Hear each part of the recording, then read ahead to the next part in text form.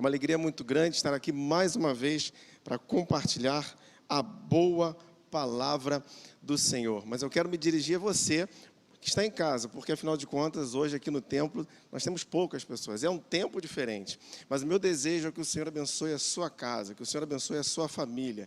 Que essa noite seja uma noite marcante, que a partir de hoje, decisões, mudanças possam ser tomadas, em nome de Jesus. Esse é o meu desejo, que você seja abençoado. Se você ainda não tomou uma decisão ao lado de Cristo, mas nós vamos à boa palavra do Senhor. Eu quero convidar os irmãos que estão em casa a abrir suas Bíblias. Você tem uma Bíblia aí perto de você? Abra sua Bíblia em Eclesiastes, capítulo 3. Se possível, separe o ambiente, de repente desligue alguma outra fonte sonora que você tem aí perto, alguma distração. Se você está com alguma outra, tem gente fazendo alguma coisa, eu sei, é assim mesmo. Em casa não é a mesma coisa do que estar na igreja. É melhor estar aqui, não é verdade? Vou perguntar para quem está aqui, é melhor estar aqui, não é verdade? Mas esse é o modo que o Senhor separou para esse tempo. Então, que nós possamos aprender, né, a viver como o Senhor tem para nós hoje. Mas vamos à leitura de Eclesiastes, capítulo 3. Diz assim a boa palavra do Senhor. Para tudo há uma ocasião certa. Há um tempo certo para cada propósito debaixo do céu. Tempo de nascer, tempo de morrer. Tempo de plantar, tempo de arrancar o que se plantou. Tempo de matar e tempo de curar. Tempo de derrubar e tempo de construir. Tempo de chorar e tempo de rir. Tempo de prantear e tempo de dançar. Tempo de espalhar pedras e tempo de ajuntá-las. Tempo de abraçar e tempo de se conter. Tempo de procurar e tempo de desistir. Tempo de guardar e tempo de se jogar fora. Tempo de rasgar e tempo de costurar. Tempo de calar e tempo de falar. Tempo de amar e tempo de odiar. Tempo de lutar e tempo de viver em paz. Diz assim o verso 9. O que ganha o trabalhador com todo esse esforço? Tenho visto o fardo que Deus impôs aos homens. Ele fez tudo apropriado ao seu tempo. Se for possível, repita essa frase comigo. Ele fez tudo apropriado ao seu tempo. Também pôs no coração do homem um anseio pela eternidade. Mesmo assim, ele não consegue compreender inteiramente o que Deus fez. Vamos orar mais uma vez?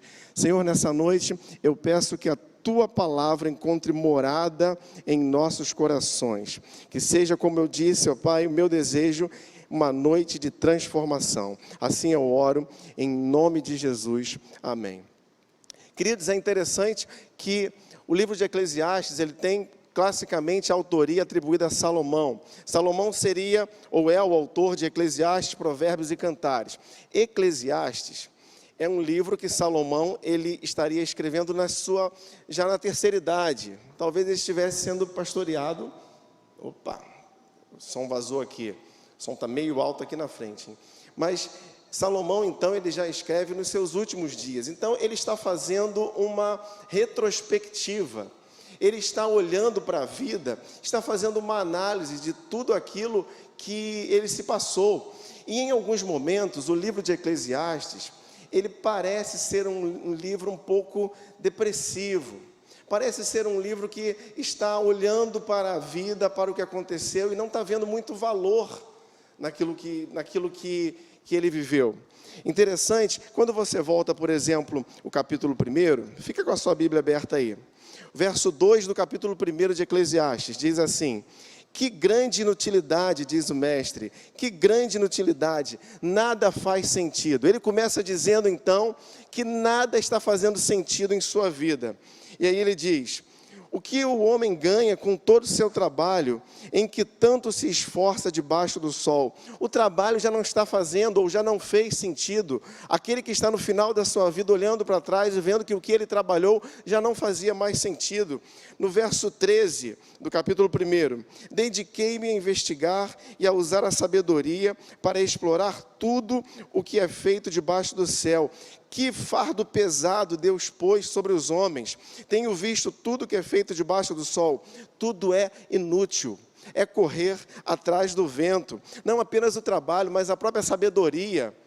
Salomão aqui está concluindo que foi tudo inútil. Foi correr atrás do vento.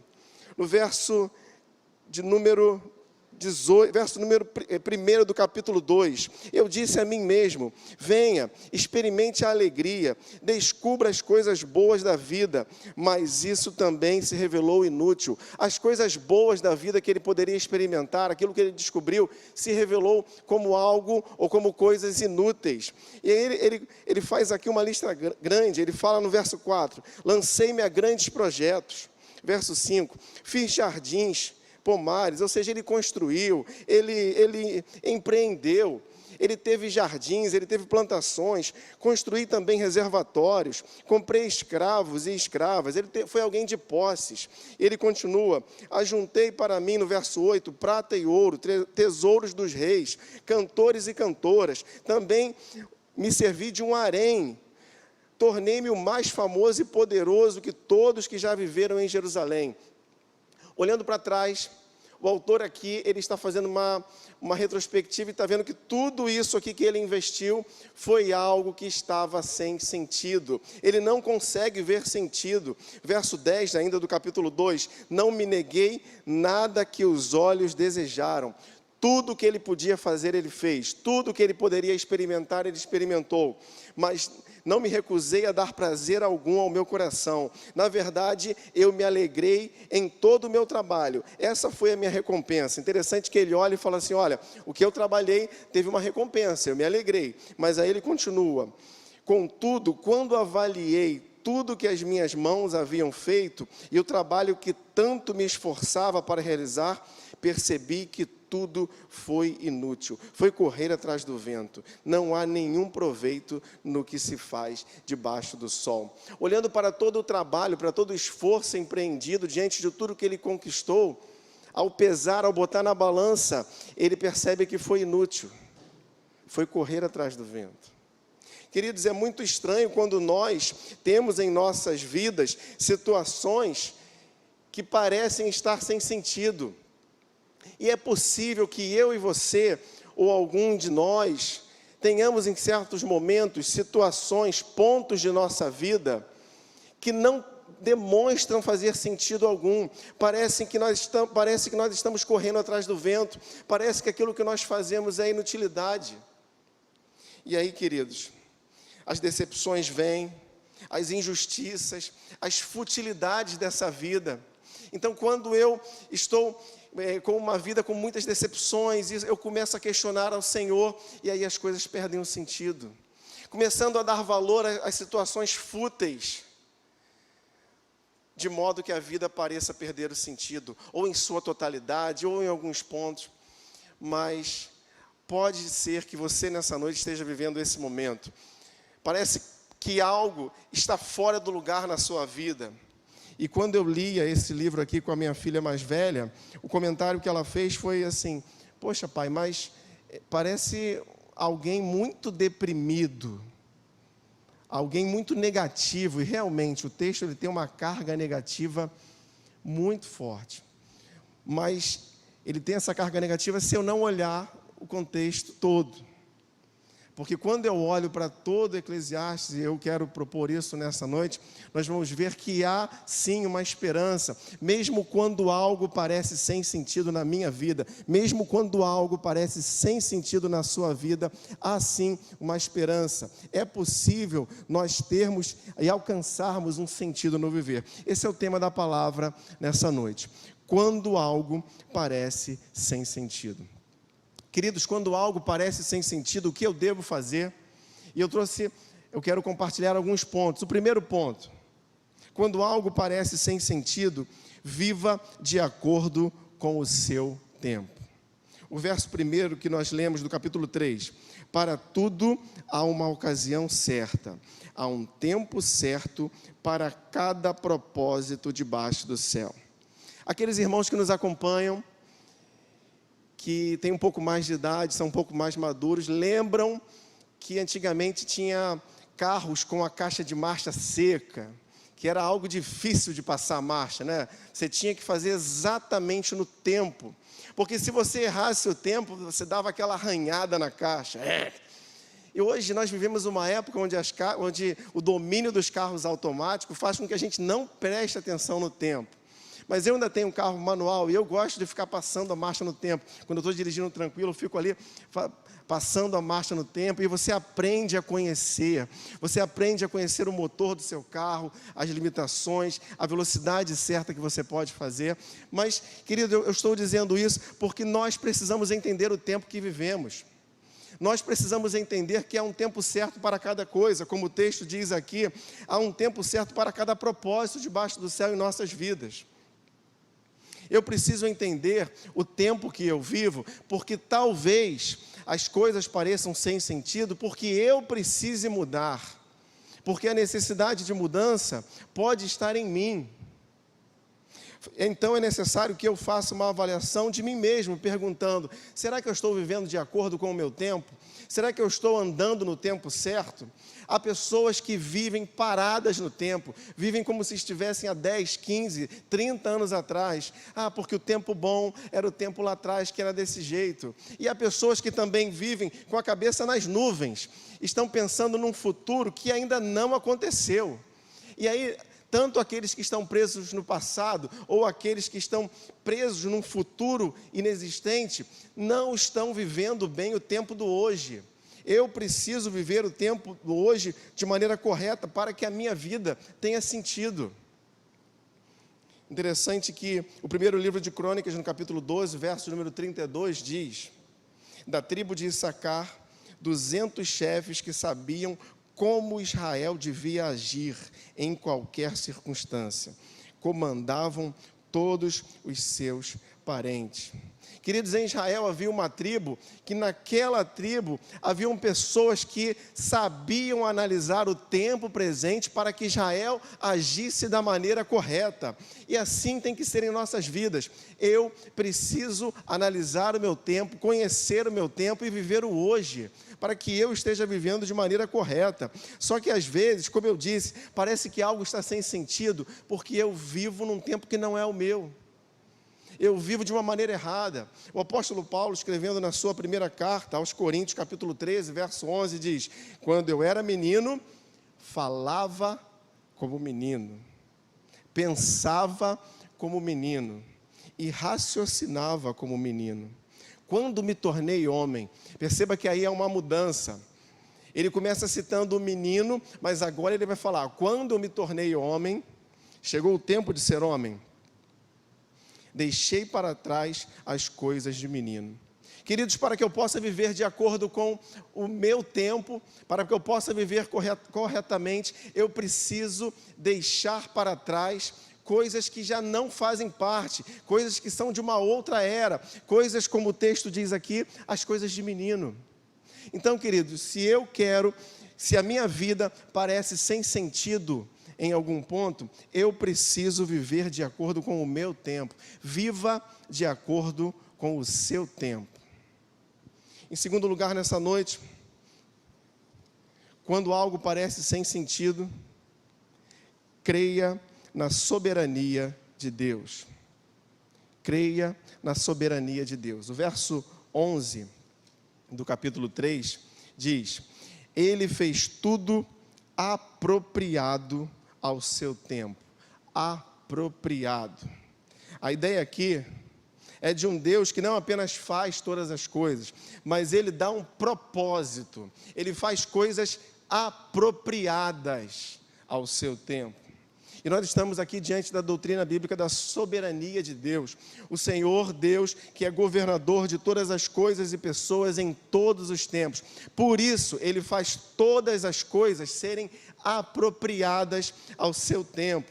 Tudo está debaixo do controle de Deus. Queridos, nós temos dificuldade de entender isso.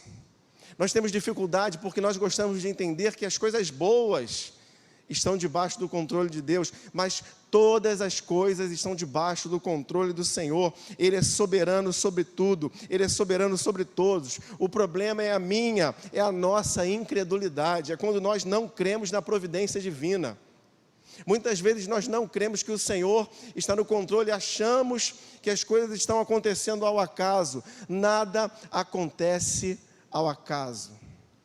E aí vem aquele pensamento secular, incorreto, que diz: o acaso vai me proteger enquanto eu andar distraído. Nada disso, meu irmão. É o Senhor que te protege. Nada na sua vida, nada na minha vida acontece por acaso. O Senhor tem planos, tem propósitos para a sua vida, e Ele faz tudo apropriado ao seu tempo. Romanos capítulo 8, verso 28, o apóstolo Paulo diz: todas as coisas cooperam, ou seja, operam juntas para o bem daqueles que amam a Deus, daqueles que são chamados segundo o seu propósito. Então, queridos, se algo parece sem sentido em minha vida, talvez seja porque eu não esteja entendendo o propósito de Deus para a minha vida. Eu preciso entender, buscar o propósito de Deus para a minha vida. Isso deve ser uma realidade também na sua vida. Busque o propósito, a vontade de Deus para a sua vida. Mas Davi, aonde está o propósito de Deus para a minha vida? Aqui está. Busque na palavra, mergulhe na palavra. Ela tem os propósitos de Deus para nós. Ela nos ensina como caminhar. A Bíblia é a palavra de Deus. Queridos, nós devemos perceber que há um Deus soberano que cria, que ordena, que governa todas as coisas. Portanto, Ele tem o seu tempo. Ainda na parte B do verso 11 do capítulo 3 diz: também pôs no coração do homem o anseio pela eternidade. Mesmo assim, este não consegue compreender inteiramente o que Deus fez. Preste atenção numa coisa, queridos. Por mais que eu me esforce, por mais que eu busque, nós nunca vamos compreender inteiramente o que Deus faz. Deus não vai parar um dia, o universo sentar comigo e dizer assim: Davi, eu faço isso por conta disso. Ele não vai fazer isso. Mas eu tenho que buscar a vontade dEle, eu tenho que buscar o propósito dEle para a minha vida, para que a minha vida faça sentido. E se eu não entender, se alguma coisa estiver acontecendo comigo, a Bíblia já está respondendo aqui, nós nunca vamos compreender inteiramente o que Deus faz.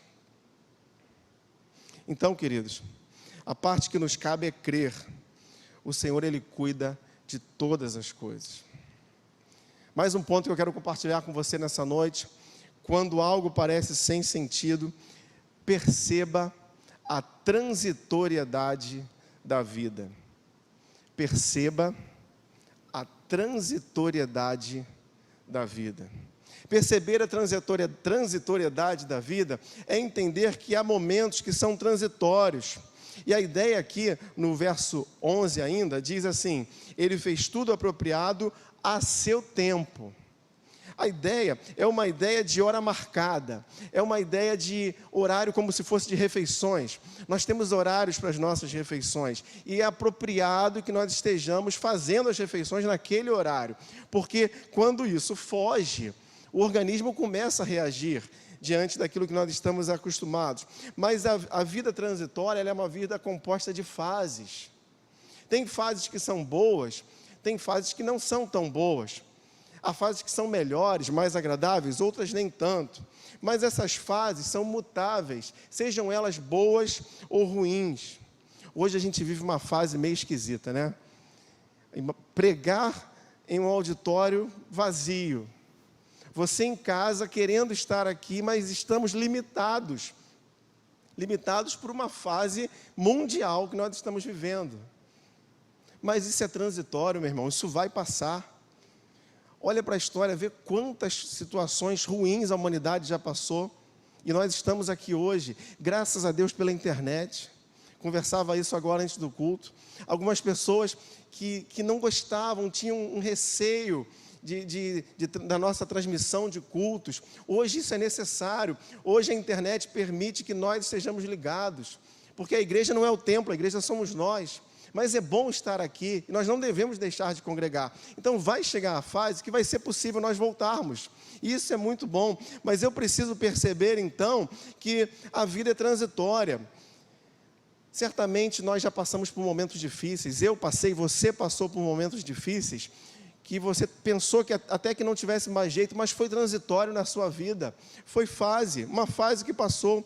O problema é que o homem tende a estacionar em momentos bons ou em momentos ruins. Pessoas que estacionam em momentos ruins ficam presas a determinadas situações. Eu assisti a um filme com a minha família há uns 15 dias atrás, e é interessante que assistir filme, para mim, em casa, é uma oportunidade de eu dormir. Porque eu deito no chão da sala, boto lá o travesseiro, e aí, de vez em quando, eu vou assistir um pouquinho do filme, mas está aquele momento que está todo mundo concentrado ali, e é bom para dormir em família. Mas eu assisti a um filme onde um personagem chega e pergunta para o outro se ele tinha uma filha. E ele responde, eu tenho uma filha de 14 anos. E aí o filme passa, muita coisa acontece. Lá na frente, naquele ápice do filme, que descobre-se que a filha de 14 anos não tinha 14 anos, porque ela havia falecido há muitos anos atrás, quando ela tinha 14 anos. Então aquela pessoa estava agarrada à memória de uma filha, que ele dizia, ela tem 14 anos, e ele parou de viver uma parte da sua vida, ou algo que não fazia sentido, ele interrompeu por conta disso, agarrado a um momento difícil, agarrado a um momento ruim, estacionou sua vida. Há pessoas também que estacionam em momentos bons, pensam porque algo grandioso, algo bom aconteceu, louvado seja Deus por isso, mas estacionam naquele momento e a partir de agora nada mais presta, porque só prestava naquele tempo bom. Não podemos ser assim. Talvez você hoje esteja num momento bom, glória a Deus, louvado seja o Senhor por isso. Mas nós precisamos entender que mesmo se em algum momento enfrentarmos tempos difíceis, o Senhor Ele está conosco. A vida não pode perder o sentido porque nós enfrentamos momentos difíceis. A vida não pode perder o sentido por causa das adversidades, das ondas da vida. E eu me lembro que, algum tempo atrás, eu estive numa determinada praia e o Senhor nos deu um presente tão bonito aquela tarde. Era o nosso último dia de férias, nós já estávamos voltando e, de repente, encostou um carro lá do Projeto Tamar. E o Projeto Tamar é um projeto que cuida de tartarugas, né? Preservação da vida marinha, sobretudo das tartarugas marinhas. E aí eles fizeram aquele cordão assim de isolamento, né? Para quem estava na praia não atrapalhar o processo que iria acontecer. E aquele cordão ele começava ainda bem na areia e ele entrava mar adentro. Então havia uma distância maior aqui do que essa igreja, talvez uns 30 metros, porque a maré estava baixa, até chegar realmente no mar. E eles pegam, então, muitas tartaruguinhas que haviam nascido em cativeiro, e elas são bem pretinhas, assim, bem escurinhas, e aí eles colocam a tartaruguinha aqui, e ela começa, por instinto, a ir para o mar. E aquilo foi tão bonito, mas eu agradeci a Deus, porque era algo assim muito bonito. Você vê o instinto natural dos animais. Mas aí eu fiquei com a questão. Eu falei, por que eles não pegam logo essas tartaruguinhas daqui e não joga logo lá na água? É melhor, tem que deixar as bichinhas sofrer aqui, ou que é para fazer visibilidade? Não. Porque eu fui perguntar para um daqueles técnicos, quando ele coloca a tartaruguinha aqui, e ela que nasceu em cativeiro, não tem a prática da vida marinha, ela precisa se esforçar e vencer as pequenas ondinhas. Ela precisa, então, a ondinha vem e ela vai para trás. E ela, com o seu instinto, ela vai rompendo as ondinhas, rompendo as ondas até que ela alcança. E quando ela chega ao mar, ela está preparada na sua respiração, ela está preparada no seu esforço físico para poder vencer o que vier pela frente. Queridos, as dificuldades da nossa vida são preparações para a nossa vida como um todo. Nós não podemos ficar então agarrados. Nós devemos perceber que dificuldades são transitórias. Jeremias capítulo 29, verso 11, conhecido texto diz, porque sou eu que conheço os planos que tenho sobre vocês, diz o Senhor, planos de fazê-los prosperar e não de lhes causar dano. Planos de dar-lhes esperança e um futuro. O Senhor, Ele tem um futuro de esperança para nossas vidas. O Senhor, Ele tem um plano bom. Então eu preciso entender que mesmo em momentos difíceis, quando algo não faz sentido, é porque a vida é transitória. Então, queridos, quando algo parece sem sentido, recapitulando, viva de acordo com o seu tempo, creia na soberania de Deus, perceba a transitoriedade da vida. E o quarto ponto, quando algo parece sem sentido, tema a Deus e guarde os seus mandamentos. Capítulo 12, vamos lá para o capítulo 12 de Eclesiastes, versos de número 13 e 14.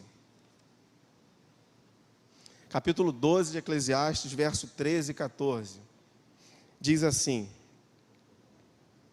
agora que já se ouviu tudo, aqui está a conclusão. Então, diante de todo esse panorama, que muitas vezes parece negativo aqui no livro de Eclesiastes, o autor agora ele vai concluir. Agora que já se ouviu tudo, aqui está a conclusão. Tema a Deus e obedeça aos seus mandamentos, porque isso é essencial para o homem. Pois Deus trará a julgamento tudo o que foi feito, inclusive o que está escondido, seja bom ou seja mal.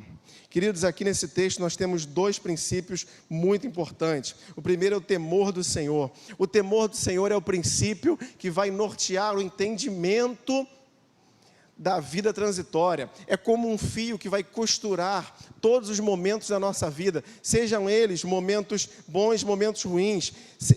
É o temor do Senhor que vai costurar entre o tempo de nascer e o tempo de morrer, entre o tempo de plantar, de arrancar, de matar, de curar, de derrubar, de construir, de chorar, de rir, de prantear, de dançar, de espalhar, de ajuntá-las, de abraçar, de se conter, de procurar, de desistir, de guardar, de jogar fora, de rasgar, de costurar, de calar, de falar, de amar, de odiar, de lutar e de viver em paz. É o temor do Senhor que costura entre todos esses momentos transitórios em nossas vidas. O temor do Senhor, em Provérbios capítulo 1, verso 7, diz que ele é o princípio da sabedoria.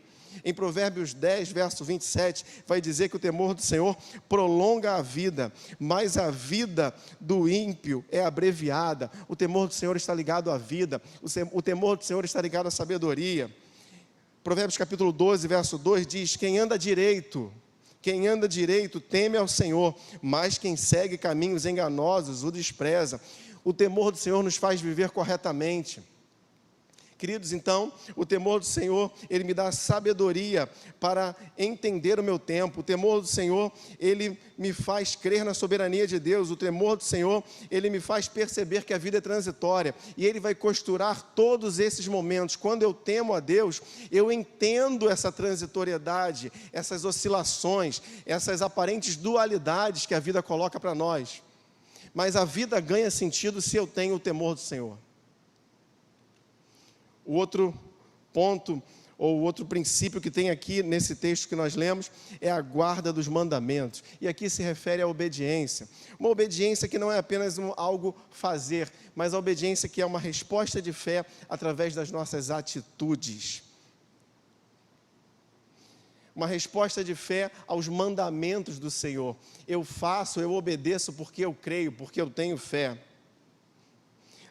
Davi, então nós estamos colocando a coisa de uma maneira mais difícil, porque ser obediente é você elevar o padrão, é você colocar o sarrafo mais alto. Lembra do salto, daquele que salta em altura, que ele coloca o sarrafo no lugar alto e ele tem que saltar para vencer aquele desafio. Não é tornar a vida mais difícil, pelo contrário.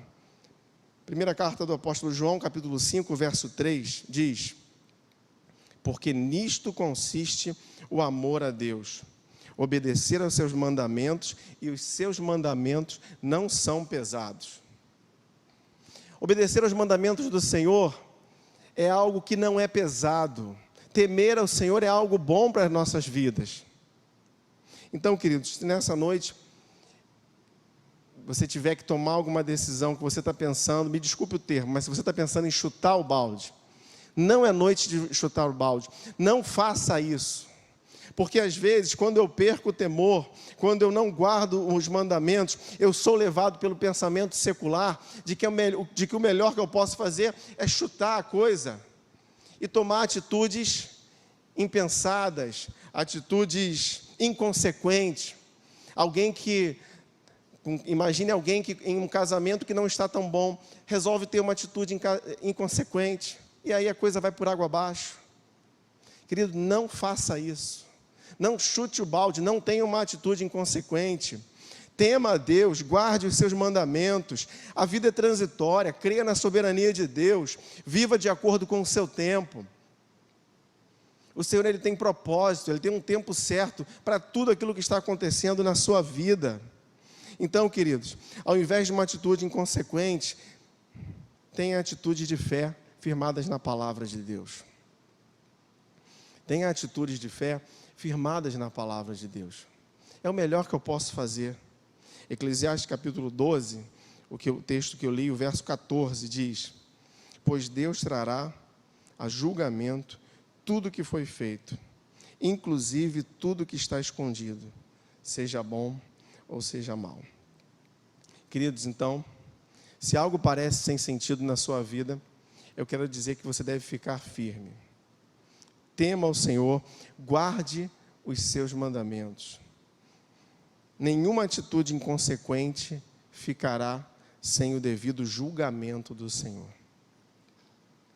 Eu quero dizer nessa noite, como eu comecei falando, que em Deus você encontra sentido para a sua vida. Eu vou dizer mais uma vez: em Deus você encontra sentido para a sua vida.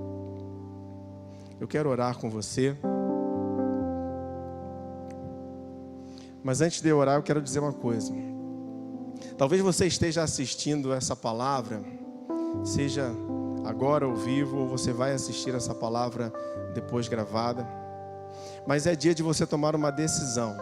É dia de você caminhar com o Senhor e passar a temer ao Senhor, entregar a sua vida ao Senhor, porque Ele dá sentido à sua vida. Hoje é o dia. Ou talvez você já tenha andado nos caminhos do Senhor, mas por algum motivo você se afastou. Por alguma decepção, por alguma chateação com alguém, com alguma pessoa. Ou até mesmo achando que o Senhor não ouviu, que o Senhor não atendeu. Ou talvez achando que algo que o Senhor fez foi contrário à sua vida. Eu quero te dizer nessa noite, hoje é noite de você voltar para o Senhor. Se você deseja entregar a sua vida a Jesus, se você deseja voltar para o Senhor, você pode colocar no chat. Diga: eu estou entregando a minha vida ao Senhor, eu estou retornando aos caminhos do Senhor. E certamente um dos pastores aqui da igreja estará entrando em contato com você, orando pela sua vida. Mas eu quero orar nesse momento. Se for possível, feche seus olhos. Senhor, nessa noite eu te dou graças pela tua palavra. E eu peço sobre a vida daqueles que nos acompanham, pessoas que talvez estejam entregando suas vidas em tuas mãos, Pai. Pessoas que estejam retornando. Pai, toma cada vida dessa e dá o verdadeiro sentido. Se há pontos da vida que não fazem sentido, pessoas que vivem procurando respostas que não vão encontrar, que o Senhor entre ali e preencha esse vazio, ó Pai. Opera transformação nessas vidas, ó Pai.